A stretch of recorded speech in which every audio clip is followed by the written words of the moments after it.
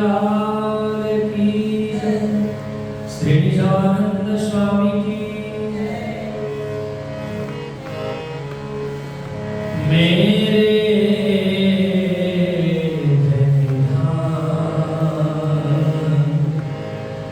के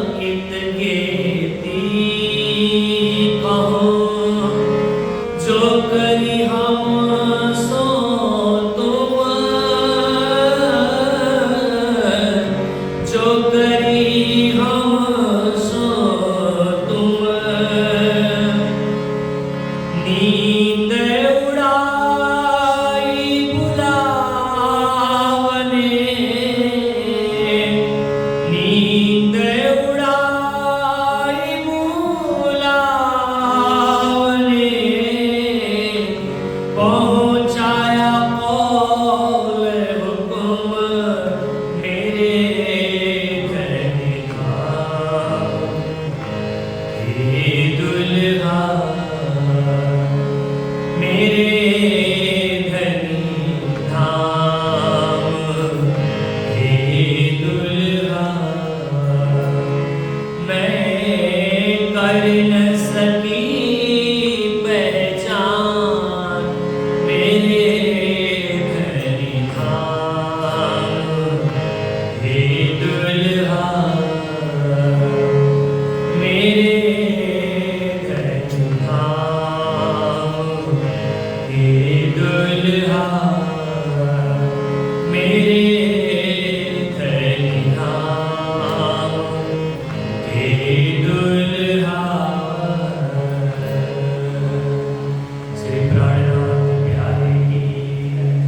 नब्बे हजार हरफ कहे यूं कर किया हुकुम 30,000 जाहिर करो आखिर बाकी खोले हम, आखिर बाकी खोले हम। बोलो कृष्ण कन्हैया लाल की, श्री निजानंद स्वामी की, श्री प्राणनाथ प्यारे की, महारानी बाईजुराज की, महाराजा छत्रसाल की, गुरुजी मंगलदास महाराज की, श्री कृष्ण प्रणामी धर्म की, तीनों पुरी धाम की, सर्व सुंदर साथ की। सो जाहिरी सब जानता प्रणाम। उपस्थित धर्मप्राण शिरोमणि सुंदर साथ जी, माताएं बहनें भाइयों, देखिए सबका आदर करना और सबकी कदर करना कितनी अच्छी बात है ना, कि हम सभी को आदर की दृष्टि से देखें। बड़ों को तो देखना ही चाहिए, क्योंकि बड़े हमेशा हमसे बड़े ही होते हैं। बड़े क्यों महान होते हैं? हमसे ज्यादा अच्छा काम उन लोगों ने जीवन में कर लिया है, इसलिए हमारे लिए आदरणीय है, पूजनीय है। और छोटे हमारे लिए प्रिय क्यों हैं? हमसे कम पाप उन्होंने किया है ना, इसलिए हमारे लिए प्रिय है। क्योंकि उम्र ही छोटी है, तो इतना उससे कुछ बुरा हो नहीं गया है, इसलिए भी वो परमात्मा के करीब है।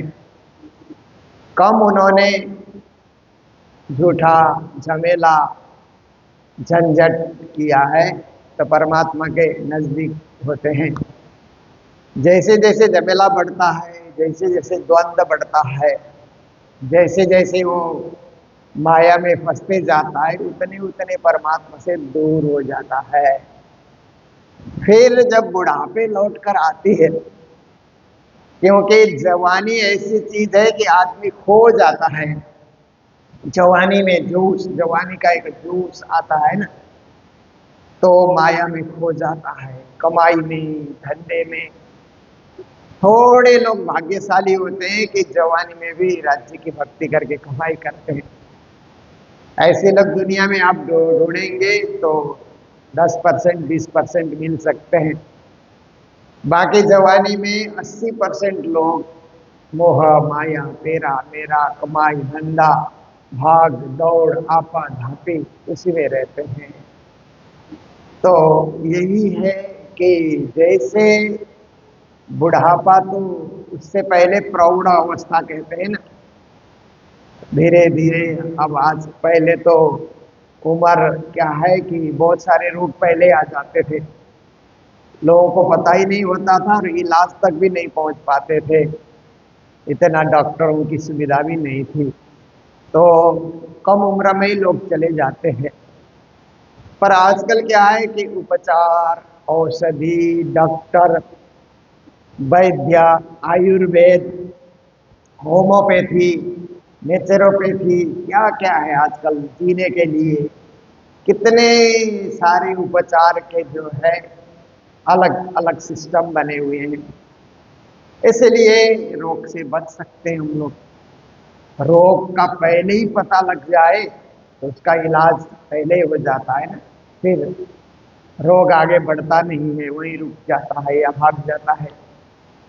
तो ये सब चीजें क्या है कि इसलिए प्रौढ़ अवस्था कहा जाता है कि आदमी जब 50 से ऊपर चला जाएगा, पहले तो 40 का टाइम लेते थे, अब तो 40 में तो आदमी जवान ही होता है, तो 50 से धीरे धीरे ऊपर जाएगा तो प्रौढ़ अवस्था शुरू होती है। तो परिपक्वता, फिर जीवन में मैच्योरिटी कहते हैं ना, परिपक्वता आना, समझदारी आना, कोई भी कदम जल्दीबाजी में नहीं उठाना। परिपक्वता किसको कहते हैं कि एकदम जल्दी से वो परेशान हो जाता है, जल्दी से मुसीबत में आ जाता है, और जल्दी से निर्णय नहीं ले सकता है, एकदम चिंतन में पड़ जाता है, टेंशन में आ जाता है। ये अपरिपक्वता है कि उसमें परिपक्वता है नहीं। जल्दी से गुस्सा आता है, वो भी अपरिपक्वता है। कभी कभी लोग बूढ़े हो जाते, परंतु अपरिपक्वता ही उनमें रहती है, परिपक्वता उनमें आती नहीं है। तो बात बात में गुस्सा करते हैं ना। अब प्रौढ़ लोगों को क्या सोचना चाहिए? हमारा जमाना था वो सीमित जमाना था। अब जो जमाना आया है असीम जमाना आया है। असीम चीज सोचने के लिए, देखने के लिए, खाने के लिए, घूमने के लिए, चिंतन करने के लिए असीम चीज है। इसलिए हमने आज से 50 साल पहले जो किया, आज के बच्चों को वही कराना चाहेंगे तो जमाना ही बदल गया, सब कुछ बदल गया। इसलिए वो आज के ढंग से ही जिए, आज के विज्ञान से ही जिए, आज के रीत से रहे। पर उनको इतना कह सकते हैं कि देखो बच्चों, शांति चाहिए जीवन में।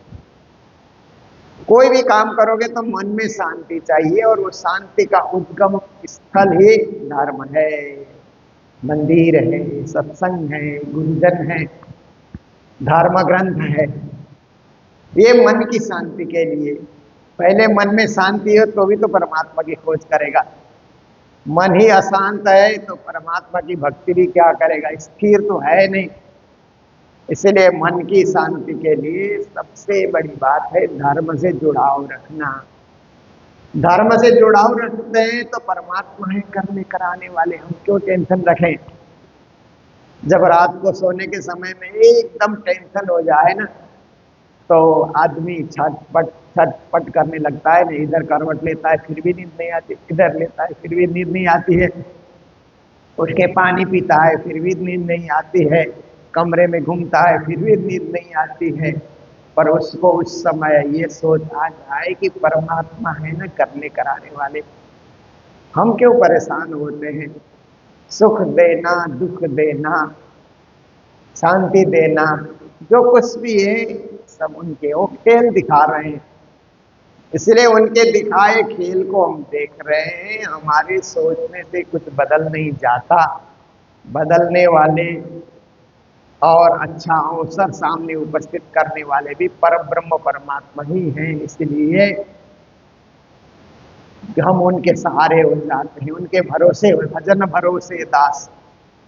हम भक्ति करते हैं, निज नाम का जाप करते हैं और उनके भरोसे हो जाते हैं। जो होगा अच्छा ही होगा, जो होगा कल्याणकारी होगा, ऐसा सोच करके निज नाम जपते हुए सोएंगे तो नींद भी आ जाती है, शांति भी मन में बनी रहती है। तो यही है कि जीवन में प्रौढ़ अवस्था में हम धर्म के तरफ ज्यादा झुकाव रखें। बचपन में भी नहीं हो पाता है धर्म के तरफ। जो माता पिता ने प्रणाम करने सिखाया, 5 बार निज नाम जपने सिखाया, उतना ही होता है। पढ़ाई पढ़ाई पढ़ाई, आजकल की पढ़ाई का इतना लोड ज्यादा होता है कि बच्चों के पास समय नहीं होता है। जवानी फिर कमाई धंधे के लिए है। तो जैसे जैसे प्रौढ़ अवस्था आए फिर राज्य के तरफ, भक्ति के तरफ ज्यादा झुकाव रखें और राज्य के बने रहें। इसके लिए जो लोग ऐसा करते हैं उनका आदर तो होना ही चाहिए। जो जीवन को राज्य के अर्पण कर दिया, राज्य के चरणों में अनुराग रखने वाले लोग हैं, तो उनको मान देना, सम्मान देना, आदर देना और उनसे आशीर्वाद लेना। क्योंकि आशीर्वाद ऐसी चीज है कि मुफ्त में पाया जाता है, सिर्फ झुकना पड़ता है और कुछ नहीं। आशीर्वाद पाने के लिए हमें कोई बहुत बड़ा परिश्रम नहीं करना है। जो बड़े बुजुर्ग हैं उनके सामने जाइए, सिर झुकाइए, तो उनके हाथ आपके सिर के ऊपर आ जाते हैं ना। उन्होंने जो अच्छा कर्म किया जिस हाथ से, वो हाथ आपके सिर के ऊपर हैं। तो और क्या चाहिए, क्योंकि ये आशीर्वाद जो है वो हमेशा हमेशा कल्याणकारी, हमेशा हमेशा हमें मार्गदर्शन करने वाला ऐसा सुंदर और ऐसा क्या है कि प्रभावी एक शक्ति है। तो आइए वाणी चर्चा का ही कुछ रहस्य आपके सामने मैंने थोड़े शब्दों में खोला। तो प्राणनाथ जी महाराज आज की चौपाई में कहते हैं कि सो जाहिरी सब जानता। दुनिया वाले जाहिरी धर्म को सब जानते हैं। जाहिरी धर्म क्या है कि देखम देख कोई भक्ति कर रहा है वो भी भक्ति में लग गया, और कोई परिक्रमा कर रहा है वो भी परिक्रमा में लग गया, और कोई कावड़ उठाने के लिए जा रहा है श्रावण के दिन में, और देखम देख दूसरा भी चला गया। किसी को हवन करते देखा तो दूसरा भी वहां जुड़ गया, या ऐसे ही कोई जब पूजा पाठ करते देखा। देखम देख एक करना वो जाहिरी चीज है, सब कर रहे हैं हम भी कर रहे हैं। अंतरात्मा अभी जागी नहीं है, परंतु एक देखम देख कुछ ना कुछ ऐसे योग साधना है ना, वो बहुत लोग देखम देख करते हैं ना, क्योंकि टीवी में देखा फिर खुद शुरू कर लिया, ऐसे देखम देख होता है। परंतु कहीं थोड़ा सा गुरु से भी सीखना चाहिए, अपने मर्जी से योग करें। इससे अच्छा है कि थोड़ा सा 7 दिन कहीं योग का कैंप लगा हुआ है, उस कैंप को हम अटेंड करें तो सही दिशा में हम आगे बढ़ सकते हैं। तो ऐसे ही भक्ति भी थोड़ा सा गुरु से सीखें। ऐसे तो देखम देख करते ही हैं, लोग कर रहे हैं, दुनिया कर रही है, हम भी करेंगे। पर किसी सच्चे और अच्छे गुरु से भक्ति के विषय में थोड़ा सा हम ज्ञान प्राप्त करें, उनके मार्ग निर्देश को लेकर के हम चलें, तो हम सही सही दिशा में बिना अटके, बिना भटके, बिना कहीं दुविधा में पड़े हम आगे बढ़ सकते हैं, क्योंकि मेरा गुरु का बताया हुआ मार्ग है। नहीं तो दुविधा डालने वाले भी बहुत लोग आते हैं ना, ये नहीं ऐसा करो, वैसे करो, वैसे करो, क्योंकि दुनिया बहुत बड़ी है और धर्म भी बहुत बड़ा है। सनातन परंपरा कोई आज का नहीं है, लाखों साल पुराना है। इस परंपरा में कई लोग जुड़े हुए हैं, तो उसकी व्याख्या भी अपने अपने ढंग से लोग करते हैं। इसलिए लोगों की व्याख्या सुन करके आप दुविधा में पड़ जाएंगे। जैसे आप देखिए कि प्रवचन करने वाले संत गुरुजन आए तो आपने एक का सुना, दूसरे का सुना, तीसरे का सुना, तो समझाने का ढंग अलग अलग होता है, दृष्टांत अलग अलग देते हैं, और पूजा पाठ के रंग ढंग भी अपने अपने अनुभव से, अपनी गुरु परंपरा से वे लोग बताएंगे। फिर आप क्या है दुविधा में पड़ जाते हैं, कंफ्यूज हो जाते हैं, कंफ्यूजन अपने दिमाग में, क्या करें क्या न करें, वो तो ऐसा बोल रहा है, वो ऐसा बोल रहा है, अब हम क्या करें। तो ऐसी स्थिति में जिन्होंने एक गुरु का सहारा लिया है, वो यही सोचेगा कि अब हम सबकी बात में नहीं पड़ेंगे, हमारे गुरु ने जो कहा वही हम करेंगे, क्योंकि हम एक मार्ग चुनेंगे। अनेक मार्ग में हम दौड़ेंगे तो कहीं न कहीं हम अटक जाएंगे, हमारी साधना पूरी नहीं होगी।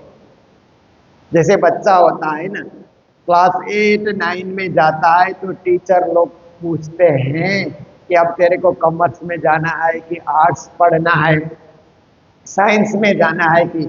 आजकल तो साइंस में भी 10 15 अलग अलग डिपार्ट हैं। पहले तो सिर्फ साइंस बोल 3 ही डिपार्ट हम लोग पढ़ते थे, आर्ट्स साइंस कॉमर्स ऐसे ही चलता था। अब कॉमर्स में भी कई हैं, आप देखिए अब बीकॉम एमकॉम बोलते थे उस समय, बीबीए एमबीए बोलते हैं ना आजकल बच्चे लोग। आप देखिए कॉमर्स का ये सीए है, अलग से ये पढ़ाई है। और वे देखिए अब साइंस में तो उसका तो कोई वो हम लोग अंदाज ही नहीं लगा सकते। कंप्यूटर साइंस जब से आया है तो उसमें भी कई कई कई विभाग हैं। बच्चे लोग बोलते हैं ये पढ़ रहे हैं, हमें तो बहुत समझ भी नहीं आती है, क्योंकि हम लोगों ने उस तरह की पढ़ाई नहीं की, तो जमाना ऐसा नहीं था। तो भी मूल रूप से देखा जाए तो 3 ही विभाग हैं। विभाग में और उप विभाग तो कई हैं, पर मूल रूप से आर्ट्स का अर्थ क्या होता है, साहित्य के तरफ जाना, भाषा के तरफ जाना, लैंग्वेज के तरफ जाना, उसको आर्ट्स कहा जाता है। फिर कॉमर्स है तो व्यापार, हिसाब किताब, व्यापार बंद, बैंकिंग, इस तरफ चले जाना, उसको कॉमर्स कहते हैं। और साइंस है तो विज्ञान है, विज्ञान के आविष्कार की तरफ चले जाना, इसको साइंस कहा जाता है। और साइंस में भी आप देखिए कि ये मैकेनिकल भी है और ये इलेक्ट्रिकल भी है, सिविल भी है। ये तो और पुरानी बात हो गई। आज कंप्यूटर साइंस में आप देखिए कितने अलग अलग अध्याय हैं। तो इतनी सारी चीजें जो है, ये सब जो बोझ है, ये सब आप देखिए कि इतनी वैरायटी है, तो आप क्या करेंगे? तो टीचर लोग कहते हैं सब नहीं पढ़ पाओगे। एक बच्चा सोचे मैं कॉमर्स भी करूं, साइंस भी करूं, आर्ट्स भी करूं, सब कुछ मैं करूं, नहीं होता है। एक डिपार्टमेंट पे चला जाना होता है और उसी से उसको डिग्रियां मिलती है। तो ऐसे ही धर्म में भी कर्मकांड है, उपासना है, योगा है, ज्ञान है, भक्ति है। भक्ति में भी अब अलग अलग प्रकार की भक्ति बताई जाती है। तो हमें तो अपने गुरु ने एक अनन्य परा प्रेम लक्षणा भक्ति की बात बताई। बस उस मार्ग में आगे बढ़ना है, जाहिरी नहीं रहना है। हमें अंदरूनी कहते हैं ना, आंतरिक, केवल बाह्य दिखावे में, धर्म के बाह्य दिखावे में, हमें छिलके में नहीं रहना है। हमें अंदर की गिरी तक जाकर के पहुंचना है। इसके लिए श्री जी महाराज कहते हैं, काफी सारे लोग दुनिया के अंतर्गत क्या है, जाहिरी रूप से ही धर्म को मान रहे हैं, धर्मानुयायी बन रहे हैं। जो ले खड़े शरीयत फिर कर्मकांड को लेकर के लोग बैठे हुए। हर धर्म में कर्मकांड होता है। आप देखिए हिंदू धर्म में अपना कर्मकांड है। आप देखिए कि कहीं हवन पूजा के लिए आपको बैठना पड़े तो आप देखिए कि वहां पर आपसे विविध कर्म कराया जाता है। उस कर्म के करने के बाद कहीं आपका घर का शिलान्यास है तो वहाँ आप देखिए उसके लिए भी 1-1.5 घंटे शिलान्यास की विधियों में अलग अलग देवी देवताओं की पूजा, अलग अलग चढ़ावा, अलग अलग ढंग से करके फिर बाद में आरती करके हवन करके कार्य पूरा होता है। देखिए हिंदू विधि विधान में, शादी में देखिए, शादी में भी कई ऐसे विधान है, व्रत बंधन में कई ऐसे विधान है, मरणोपरांत जो कार्य होता है, क्रिया विधि है, उसकी भी अलग अलग विधियां हैं। ये तो हिंदू विधि है। हिंदू विधि में भी आप देखिए पंजाबियों में शॉर्टकट में विधि है, मारवाड़ी परिवार में भी थोड़े शॉर्टकट में विधि है, पर कई कई परिवार ऐसे हैं वो लंबे प्रोसेस में जाते हैं। जैसे नेपाली परंपरा में है तो कर्मकांड में लंबा जो प्रोसेस है उसको अपना करके चलते हैं। तो देखिए ये सब है। अब आप देखिए कि मुस्लिम परंपरा में जाइए तो वहां भी शरीयत बहुत है। आप देखिए जगह जगह जो जो उनके मीर पीर मुरीद जो हो गए उनकी समाधि में वहां पे वो पूजे जा रहे हैं कई कई तरह से। वो देखिए और भी कई कई कई उनके भी अपने ढंग के शरीयत के कर्मकांड उनके भी होते हैं। ईसाइयों में भी कर्मकांड होता है। आप देखिए वो पोप चुनते हैं तो कितना लंबा कर्मकांड उनका चलता है। तो वेटिकन सिटी में जब पोप को चुनते हैं, मेरे को तो मालूम नहीं था कि ईसाई मत में भी इतना सारा कर्मकांड है। जब एक पोप का चुनाव मैंने एक बार पूरा देखा तो मुझे लगा कि यहाँ भी बहुत कर्मकांड भरा पड़ा है हर जगह। और बहुत सारे लोग कर्मकांड को ही धर्म मानते हैं। कर्मकांड तो एक आधार है, उस आधार में धर्म टिका हुआ है। जैसे छिलके में फल टिका हुआ होता है ना, छिलके की सुरक्षा में के बिना तो फल तो रहेगा ही नहीं, रस रहेगा ही नहीं। उसको बचाव करने के लिए बाहर से एक आवरण तो रहता ही है, पर आवरण ही धर्म नहीं होता है। उसके अंदर आप प्रवेश करके उसके रहस्य को समझें। हर पूजा पाठ के बाद जो हाथ जोड़ करके भक्ति कराई जाती है, प्रार्थना कराई जाती है, सबका सार तो वही है।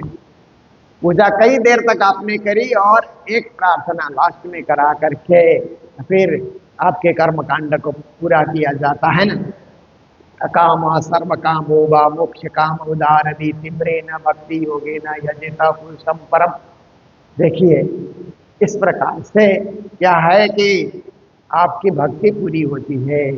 तो हमें गुरु कृपा है, हम सुंदर साथ पर गुरु कृपा है कि कर्मकांड है तो ठीक है, आप शॉर्टकट में उसको करिए, क्योंकि शरीर है तो शरीर को नहाना भी पड़ता है, वो भी एक कर्मकांड है। बिना नहाएंगे हम, कर्मकांड नहीं करेंगे तो फिर नहाना भी नहीं होगा, फिर तो कर्मा कर पड़ता है, उसको करिए, पर वही धर्म नहीं है। उसके बाद नहाने के बाद ही धर्म हो गया, नहा करके शुद्ध वस्त्र पहने तो धर्म हो गया, ऐसी बात। उसके बाद आप जप कीजिए, ध्यान कीजिए, पूजा कीजिए, परमात्मा की आराधना कीजिए, तो अंदरूनी चीज है, गहराई की चीज है। तो श्री प्राणनाथ जी महाराज कहते हैं अधिकांश लोग ऊपर ऊपर ही रह जाते हैं, कर्म में ही रह जाते हैं, धर्म के यथार्थ मर्म तक लोग जा नहीं पाते। और मुदा बिलंदी गोज रखिया, फिर बिलंदी कहते हैं वो दूर से दूर जो मूल मिला हुआ है ना, पूर्ण ब्रह्म परमात्मा का धाम, नूर बिलंदी भी कहा जाता है, अक्षरातीत धाम भी कहा जाता है, परम धाम भी कहा जाता है, पुरुषोत्तमपुर भी उसको कहा जाता है, दिव्य ब्रह्मपुर भी उसको कहा जाता है। आप देखिए कितने सारे उसके नाम है, पर वो सबसे परे का धाम है, श्री राज जी का धाम है।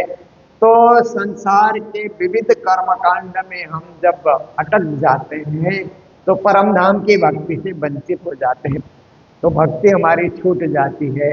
इसलिए श्री जी महाराज कहते हैं सुबह पहले उठ करके वही भक्ति करो, परम धाम की भक्ति करो। उसके बाद दिन भर जो कर्म कांड, कमाई धंधा तेरा मेरा, कहीं किसी के पूजा पाठ में भी जाना पड़े, शादी ब्याह में जाना पड़े, या कुछ भी है मरण के उसमें जाना पड़े, ठीक है, पर अपने राज्य की भक्ति सबसे पहले, उठने के बाद नहा करके सबसे पहले राज्य से जुड़ जाना, और उनके पूर्ण ब्रह्म परमात्मा की भक्ति करने के बाद और काम हम लोग करें तो हमारी भक्ति सफल होगी, साकार भक्ति होगी, शुद्ध भक्ति होगी, असली भक्ति होगी, क्योंकि मूल से हम जुड़ गए। जो मूल से जुड़ जाता है वो कभी सूखता नहीं है ना, मूल से कट जाता है तो सूख जाता है। आप देखिए कि वृक्ष की जड़ें कट गई तो वृक्ष जिंदा नहीं रहेगा। आप देखिए आजकल बड़े बड़े ये 4 लेन 6 लेन हाईवे बन रहे हैं तो कितने वृक्ष कट भी रहे हैं, जितने कट रहे हैं उतने नए लगा देना चाहिए। जब सड़क तैयार हो जाए तो सरकार का भी यही नियम है कि जितने वृक्ष कट गए उससे दोगुना फिर किनारे से लगा दिया जाए, ताकि क्योंकि ये पृथ्वी को शीतल रखने के लिए वृक्ष भी चाहिए, और पृथ्वी की मिट्टी को बढ़ाने के लिए भी वृक्ष चाहिए। वृक्ष क्या करते हैं कि पत्ते तैयार करते हैं, पत्ते गिरते हैं तो वही मिट्टी में परिणत हो जाते हैं, फल फूल भी सब मिट्टी में जा करके मिट्टी का विस्तार हो जाता है। ये सब जरूरी है प्रकृति को सही रखने के लिए।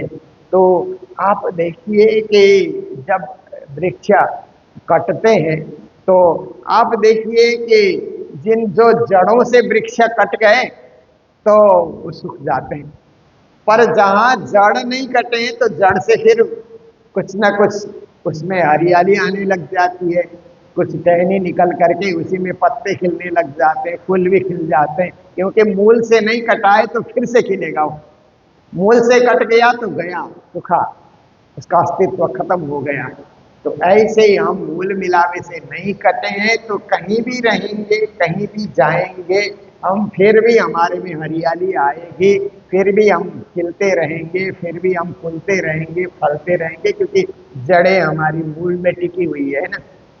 और उससे कट गए तो कहीं जाकर के हम सूख जाएंगे, हमारा अस्तित्व नहीं रहेगा, ऐसी हमारी स्थिति हो जाएगी। तो श्री प्राणनाथ जी महाराज अपने शब्दों में कहते हैं कि तो नूर बिलंद अक्षरातीत पूर्ण ब्रह्म परमात्मा का धाम जो गोपनीय है, सबको पता नहीं लगता है कि वो गोपनीय तत्व होने के कारण अधिकारी लोग ही उसमें प्रवेश कर जाते हैं।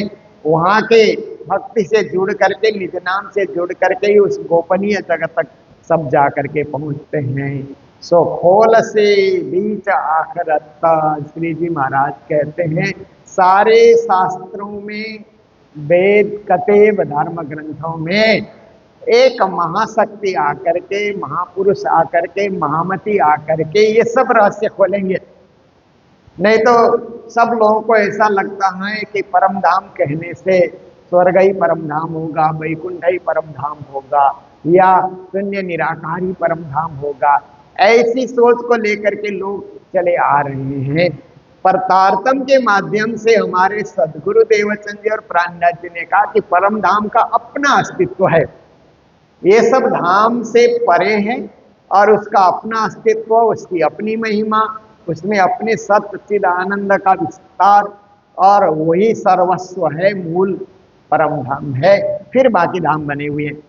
परम धाम से जब संसार की ओर हम जब आते हैं तो फिर गौलोक धाम है, अक्षर धाम है, गौलोक धाम है, केवल केवल धाम पहले तो सबलिक धाम, सबलिक धाम के अंतर्गत गौलोक धाम भी है। फिर शून्य नारायण भगवान का धाम, फिर ब्रह्मा विष्णु महेश का धाम, फिर आकर के इंद्र का धाम स्वर्ग हो गया। तो ये क्रम है संसार और परम धाम के बीच में। और भी बहुत सारे धाम बने हुए हैं। तो कभी कभी लोगों को लगता है कि वहां भी परम धाम लिखा हुआ दिखता है तो शायद यही परम धाम होगा, ऐसे अटक जाते हैं। पर जब तारतम की प्राप्ति हो जाती है तो फिर निराकार के पार है, तीन पार के भी पार। इस चौपाई के द्वारा आत्मज्ञान हो जाता है कि परम धाम तो निराकार से परे है, उससे अक्षर से भी परे हैं। वो तो अक्षरातीत का पूर्ण ब्रह्म परमात्मा का सबसे परे का धाम, सबसे श्रेष्ठ धाम, और उससे परे कोई धाम नहीं है।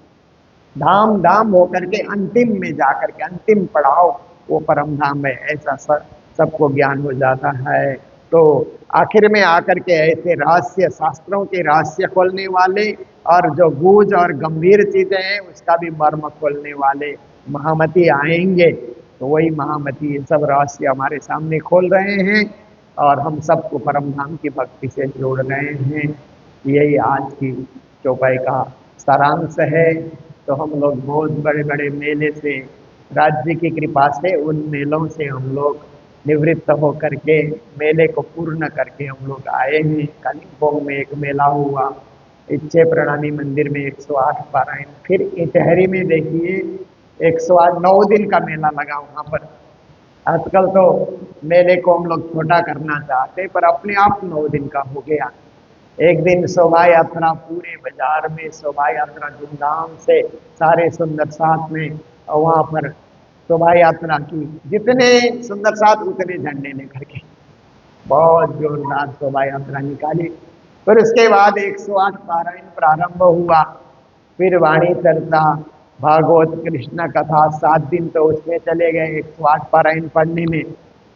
फिर एक दिन जुलूस और 7 करने से 8 दिन हो गए। फिर 9वें दिन में महाराज जी पारायण की पूर्णावती में पहुंचे। इसके बाद 9वें दिन में कल 10 बजे हॉस्पिटल का MRS मंगल राधिका सदानंद प्रणामी हॉस्पिटल का उद्घाटन हो गया। तो इस तरह से 99 कार्यक्रम, पर ऐसा नहीं लगा कि 9 दिन बड़े लंबे थे। एक दिन करके आनंद मंगल के साथ इतने सुंदर सब आए गए, प्रणाम प्रणाम प्रणाम करते हुए ही दिन पूरा हो जाता था। राज्य का नाम लो, आरती में दौड़ो, इधर जाओ, ऐसे करके। तो ये सब श्री राज्य की असीम कृपा है। अब क्या है कि कल से एक मेला दुबई में, दुबई तो अभी अरबियन कंट्री में है, UAE कहते हैं ना, यूनाइटेड अरब एमिरेट्स करके। तो वहाँ तो शेख लोग, राजा लोग राज करते हैं। तो दुबई में हमारे सुंदर साथ वर्षों से 30 40 50 सालों से कई कई सुंदर साथ कुछ व्यापार करते हैं, कुछ वहाँ जॉब करते हैं, वहीं रहते हैं। तो उन लोगों का एक संगठन है दुबई में। तो उस संगठन के द्वारा पहले भी कई बार उन लोगों ने कार्यक्रम किए। तो हम लोग वहाँ गए, चतुर्थ शताब्दी में गए, क्रूज यात्रा में हम लोग गए, तभी दुबई के सुंदर साथ में कार्यक्रम रखा था। तो इस तरह से इस बार भी उन्होंने घर घर में 108 पारायण का पाठ कर लिया। एक साल के अंतर्गत घर घर में पाठ किया। और अब सब इकट्ठे होकर के आबू धाबी में स्वामी नारायण हिंदू मंदिर बना है, जो हमारे माननीय प्रधानमंत्री जी ने उद्घाटन किया था। उस मंदिर में हॉल बुक किया है हमारे सुंदर साथ में, क्यों तो वहाँ पर 3 दिवसीय कार्यक्रम है, 16 17 18 को 3 दिन का वहाँ पर विशिष्ट कार्यक्रम, जिसमें हमारे USA से भी सुंदर साथ आएंगे, UK से, कनाडा से, और इधर नेपाल और भारत से तो करीब करीब 500 से ज़्यादा सुंदर साथ जा रहे हैं। और दुबई के, कतार के, गल्फ कंट्री के सुंदर साथ सब मिल करके वहाँ पर एक 3 दिवसीय कार्यक्रम होगा। संत गुरुजन भी पधार रहे हैं और हम लोग भी उसी कार्यक्रम में सम्मिलित होने के लिए जा रहे हैं। तो ऐसा सुंदर कार्यक्रम। फिर दुबई के बाद मुंबई में गुरु जी के नाम से फिर एक गुरु जी के नाम से 1 मई को कार्यक्रम होता है, पर वहां भी त्रिदिवसीय अखंड पारायण करते हैं। इतना करते करते तो 9 मई को कालिम्पोंग में गुरु जी की तिथि आ जाती है। एक भव्य मेला सुबह से लेकर के, सुबह मंगल आरती से लेकर के रात को 8 बजे तक दिन भर का कार्यक्रम मंगल धाम में गुरु जी के नाम से चलता है। यही कार्यक्रम है कि हम परम धाम की यादगिरी में सदा सदा ताजगी ला सकते हैं। ऐसे कार्यक्रम न हो तो हम सुस्त हो जाएंगे, ढीले हो जाएंगे। कार्यक्रम होते रहते हैं तो मन में उत्साह, प्रेम भाव, भक्ति, सेवा, सुमिरन, खुद गए पहुंचे तो अच्छी बात है, नहीं पहुंचे तो सेवा भी भेज करके उस कार्यक्रम का आनंद ले सकते हैं। ये राज्य की असीम कृपा है, इसी से हम जाग रहे हैं और जागनी यात्रा में आगे बढ़ रहे हैं। तो आज का समय मेरा पूरा हुआ। चौपाई दोहराते हुए हम लोग चर्चा को विराम दे रहे हैं। बोलो सतगुरु महाराज की, श्री प्राणनाथ प्यारे की। सो जाहिर सबा जानता,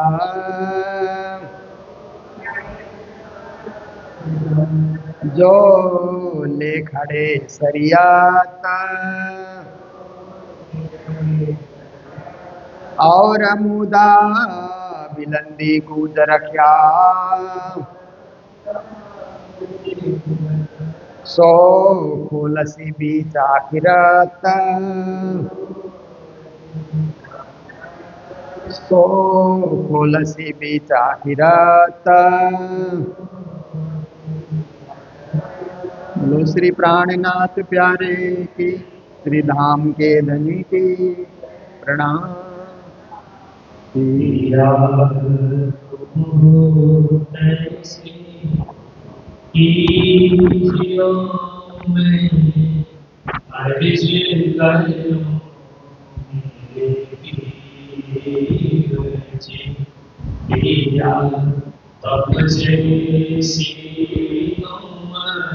जीना मेरा तलब तलब जाए जीव जीवड़ा तो जीवे नहीं, क्यों मीटे दिल की प्यास जी। तुम बिना मैं किन सो कहूँ पिया, तुम हो मेरी आस जी। आस बिरानी तो करो पिया, जो कोई दूसरा हो जी। सब विद पिया जी समरथ दीन, ऋण जात रोए रोए जी। जन्मा अंधे जो हम हते पिया, सो तुम देखते ही जी। जब तुम आप दिखाओगे तब देखूंगी नैन भर जी। एक पुकार पिया सुन के, अब दिल करो तुम जीन जी। क्षण क्षण खबर जो लीजियो, मैं अर्ज करूं दुर्दीन जी। एती अरज में तो करो पिया, जो आड़ी भई अंतराय जी। सो आड़ी अंतराय ताने के दुल्हा